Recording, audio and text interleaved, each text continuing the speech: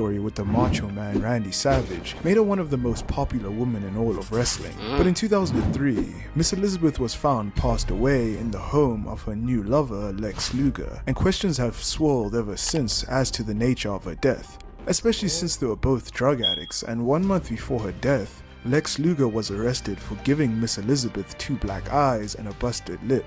This is where the conspiracy theory that Lex Luger murdered Miss Elizabeth comes from. But could this conspiracy theory actually be true? This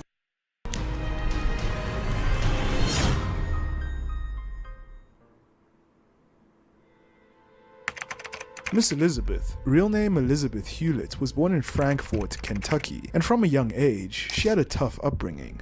Her father left the family when she was young, and as a result, her family grew up very poor. Despite her circumstances, she was able to rise above them, graduating from the University of Kentucky with a degree in communications. While working the front desk of a gym in Kentucky in the early 1980s, Elizabeth met Randy Poffo, better known as the Macho Man Randy Savage. Savage claims that it was love at first sight, though Elizabeth's friends say that she needed a little more time to become accustomed to the high-energy Savage. Regardless, the two quickly entered into a romantic relationship with each other and would marry at Elizabeth's mother's house in Frankfort, Kentucky in 1984. At the time, Savage was part of International Championship Wrestling, and from time to time he began to get involved with Miss Elizabeth. She was helping him out in the company. Elizabeth was primarily an announcer for ICW, but also served as an editor for their televised shows. Officials at ICW were impressed at how quickly Elizabeth picked up the industry, so she became a staple of the program. In 1985, Vince McMahon was combing the territories to bring in all of their best talent, and decided to bring the Macho Man Randy Savage into the WWF.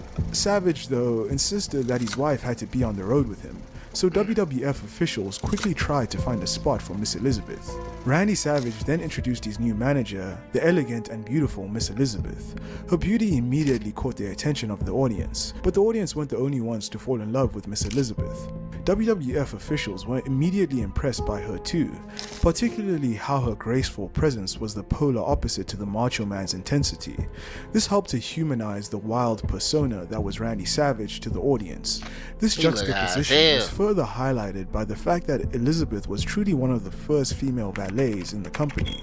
Despite Savage being a heel throughout his initial run, Elizabeth always continued to be a face. This enabled Savage to continue to garner heat with the fans, as he would treat the beautiful Miss Elizabeth poorly on camera to get the Yo, hey, I seen that Fabulous Moolah. Actually, that might be a great video to watch. Oh, and she prostitute. What the I didn't know that side. But I knew Fabulous Moolah, her mother sick ass, kept that women's title for all those years.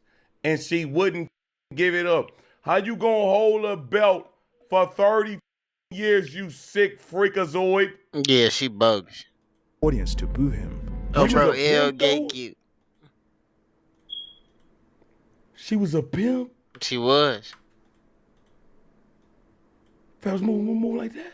Savage's early stories also revolved around other men being Elizabeth, including George the Animal Steel and the $1 Million Man Ted DiBiase.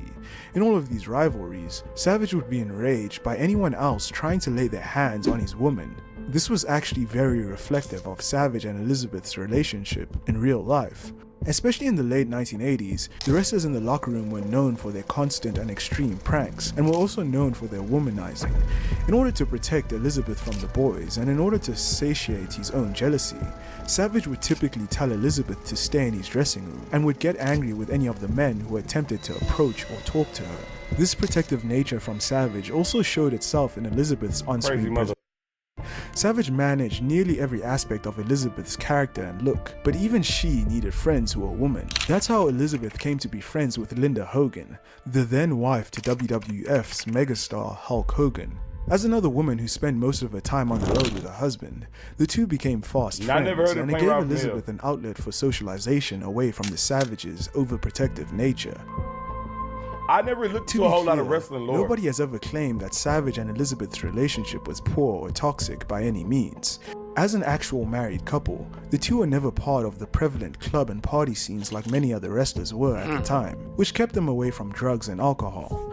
There has never been any instances or stories of abuse, and by all accounts, the two loved each other very much. Their most prevalent issues as a couple were ones that many who travel and spend every moment with each other have. Elizabeth was constantly managing Savage's career behind the scenes and spent most of her time preparing Savage and his equipment for the constant matches. The only real issue was Savage's overprotection, which began to wear on Elizabeth over the years. As time went on, Savage's personality and in-ring ability forced the WWF to turn him face, and his relationship with Elizabeth became even more popular with the fans. Savage went on to win the WWF title with Elizabeth by his side at WrestleMania 4, and would eventually align with Hulk Hogan in the summer of 1988 as the Mega Powers. Despite the top two babyfaces in the company teaming together, much of the focus remained on their manager, Miss Elizabeth, and she propelled the two to new heights. Elizabeth was also the reason for the implosion of the Mega Powers, once again being the focal point of one. Hell no, what do you mean the dark side of the ring, there was a wrestler that was a hitman for the mob during his wrestling career? That can't be true. A wrestler that was a hitman for the mob during his wrestling career. You trying to get me to watch some fire? That shit sounds crazy. Like, that can't be true. One of the company's biggest storylines. Again, playing off of What his the real-life fuck? insecurities, Savage began to accuse Hogan of lusting after Miss Elizabeth. After a series of instances where the two hugged or Hogan accidentally laid his hands on her, coupled with a number of other Who laid his hands on who? Hold on.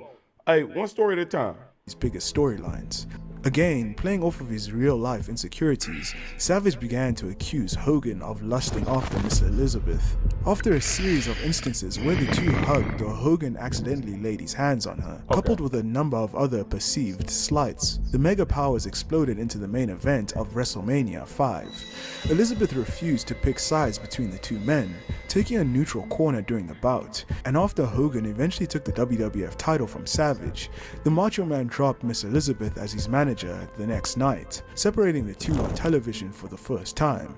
In reality, Elizabeth was just burnt out from the years on the road with her husband, and wanted the two of them to take some time off.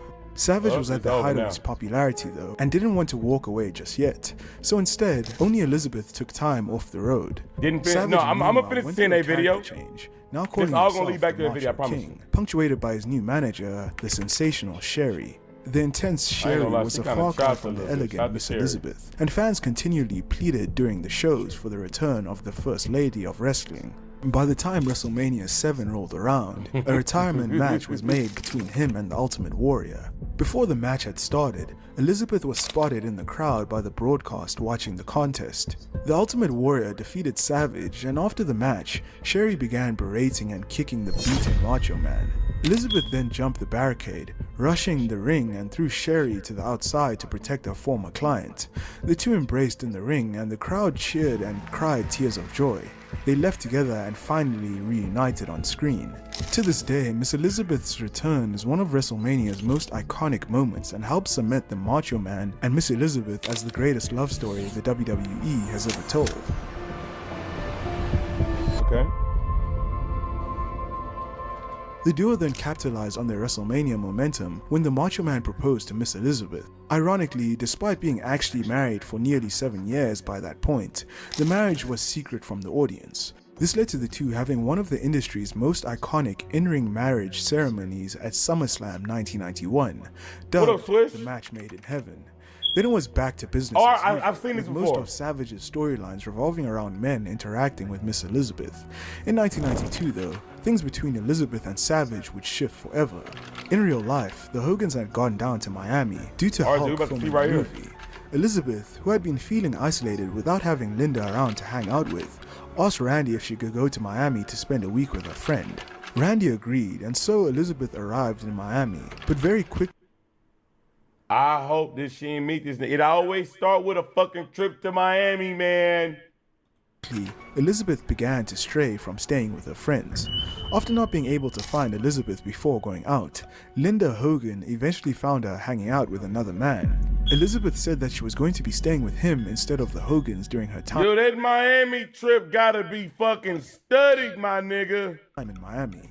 Savage, meanwhile, began to get concerned as his attempts to call Elizabeth continued to be unanswered. He eventually got through to Linda Hogan, and when she said she wasn't sure where Elizabeth You lied to was, me. Savage freaked out. He ended up traveling directly to Miami, Oh, that telling nigga Linda crazy. not to inform Elizabeth that he was looking for her. Oh, he dead ass After crazy. a few hours, Savage and Hulk Hogan found Elizabeth, and Randy ended up taking her home. The altercation was one of the final straws in Elizabeth and Randy's relationship, and Randy and Yeah, brother, I'm gonna be honest with you.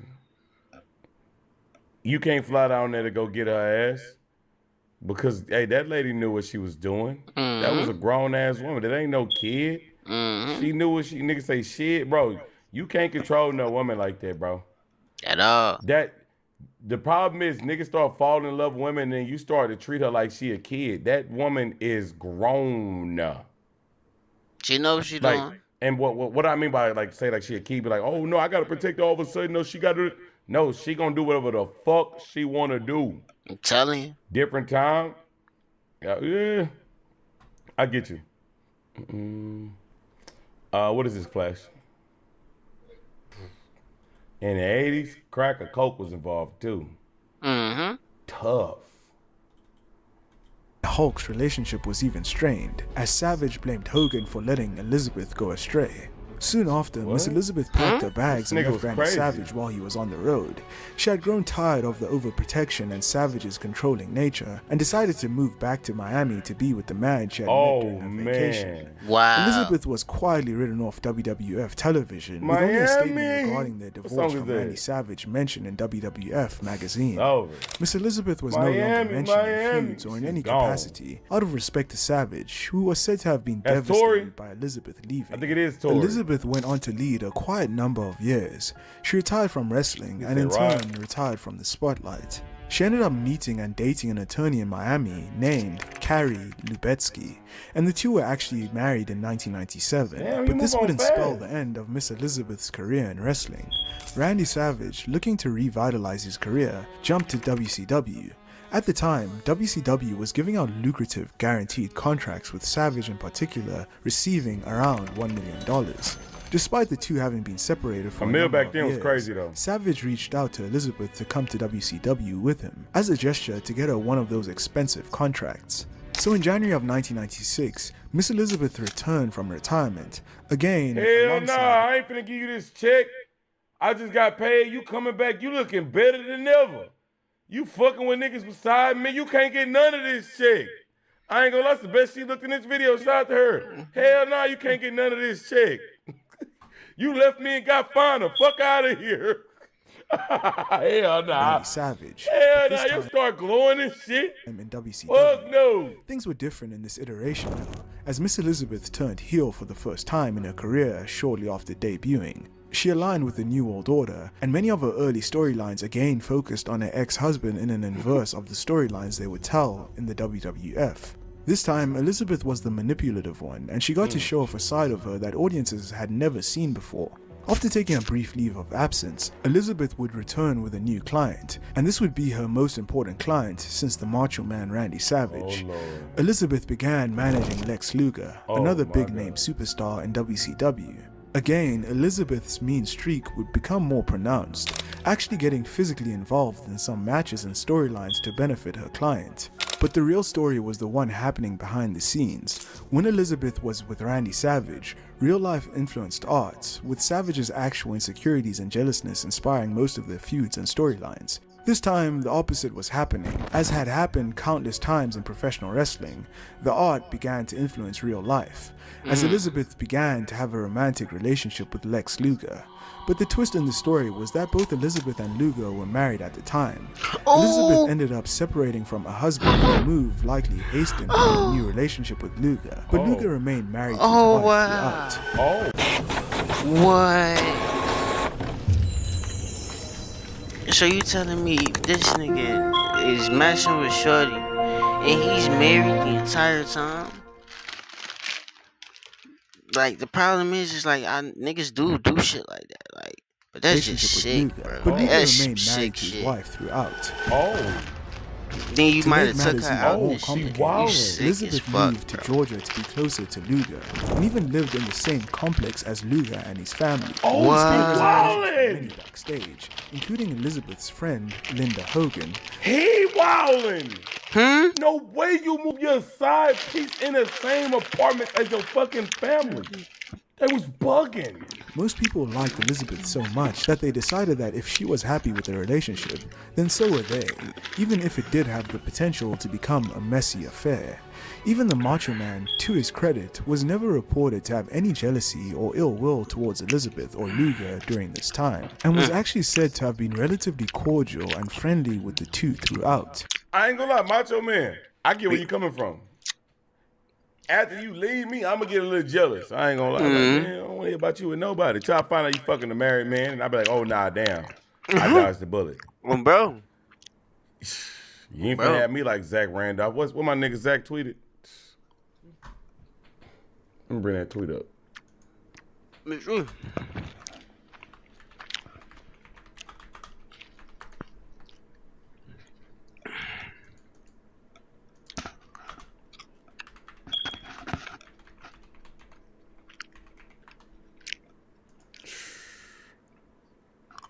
What an image it.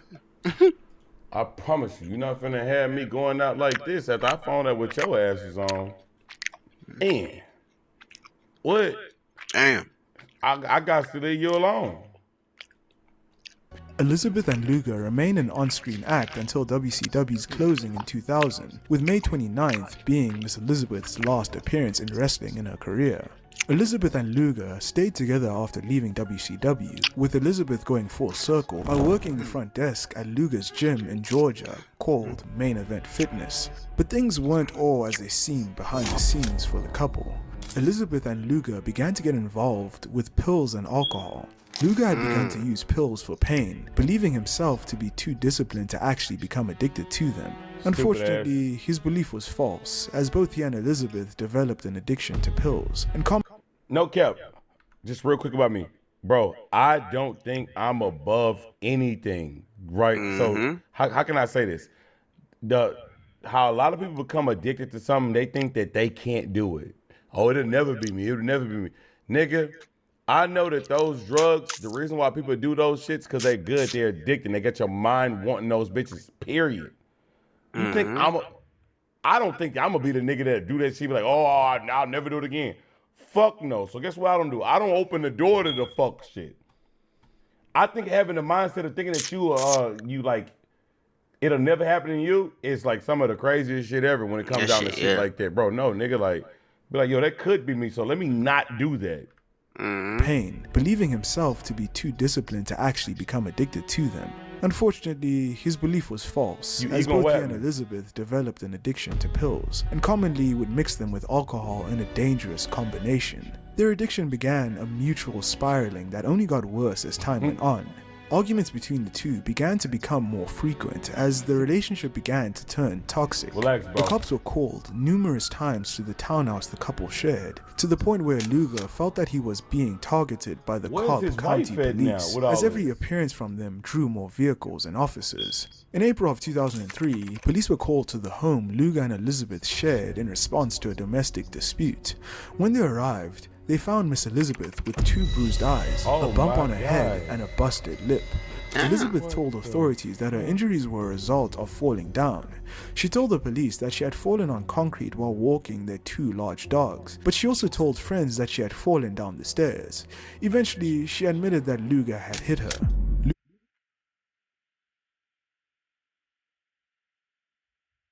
Luga was charged with misdemeanor battery and was released on $2,500 bond. That's it? Only 2 days later, while Miss Elizabeth was in the car with Lex Luga, he was charged with a DUI after rear-ending another car. To make matters worse, Luga had a suspended license and was driving with a gun in the car. Elizabeth luckily was unharmed, and she was sent home from the accident in a taxi cab. The real tragedy would take place a month later on May 1st, 2003. The two were spending the night taking a mix of hydrocodone and Xanax and washing them down with vodka. After heating up their dinner in the microwave, Luger called Elizabeth to come and get her food, but Elizabeth never did. He then took the food over to her on the couch, thinking that Elizabeth had just fallen asleep. He was unable to wake her up though, and when he finally noticed that Elizabeth's eyes were dilated, he began to realize that something was wrong. Even if you were a pedestrian, rideshare user, cyclist, or a motorcyclist, you can get the justice you deserve. Look at Mia, for example. She had no idea her case was worth To realize that something was wrong. A panicked Luger called 911 to report that Elizabeth wasn't breathing and was instructed by the responder to begin CPR until paramedics could arrive. Luger delayed in starting the CPR as he was frazzled and unaware of how to even do it, but made the attempt before paramedics made it onto the scene. Luger was escorted to the front yard while the professionals tried to save Miss Elizabeth, but it was too late. Miss Elizabeth had died at the age of 42.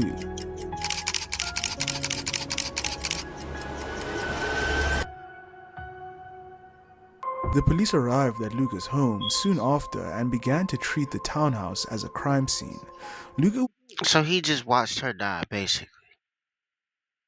was informed by the police that he was not yet being charged with any crime, but that they had to bring him into the station while they did their investigation. Elizabeth's body was taken in for an autopsy to see if there was any signs of foul play resulting in her death.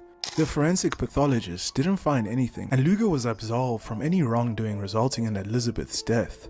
Her cause of death was officially listed as acute toxicity from a deadly mix of painkillers and vodka. Even though Lex was off the hook for the murder of Miss Elizabeth, he still faced some trouble. While investigating the home, police found a large stash of anabolic roids, Oxycontin, synthetic growth hormones, and more. As a result, Luger was charged with 13 counts of possession of a controlled substance and 1 misdemeanor count of distribution of a dangerous substance. He was arrested, and he actually missed Miss Elizabeth's funeral due to him being in jail. He would plead guilty to the drug charges and was fined $1,000 and sentenced to 5 years of probation. $1,000? Charges stemming from 5 years of probation with all those drugs? Dispute a month before Elizabeth's death were eventually dropped after her passing.